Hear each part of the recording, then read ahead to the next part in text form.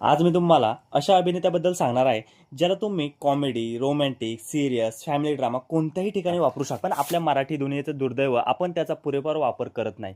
ज्याला मराठीतील chocolate boy म्हणून ओळखतात. त्या अभिनेत्याचं नाव आहे ललित प्रभाकर.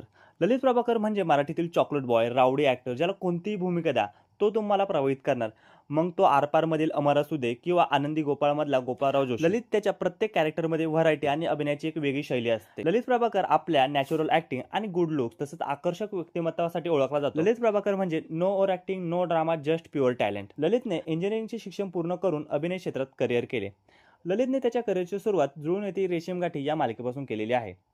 ललित प्रभाकर मराठीत असा बाप जबरदस्त ॲक्टर आहे ज्याला कोणतीही भूमिका द्या तो ती ताकदीने निभावतो आणि त्या भूमिकेचे इम्पॅक्ट सोडून जातो. त्या भूमिकेची छाप सोडतो असा हा अभिनेता. पण म्हणावे तसे संधी, मोठे दिग्दर्शक, स्टुडिओ यांच्या संग काम करण्याची संधी ललितला मिळालेली नाही. अत्यंत कमी आणि मोजके सिनेमे तो साईन करतो.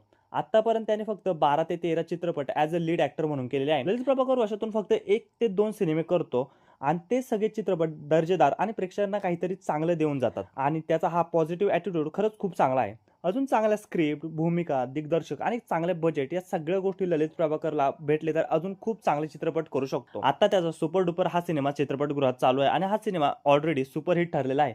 याच्या आधीही त्याचा आरपार हा सिनेमा सुपरहिट ठरलेला होता.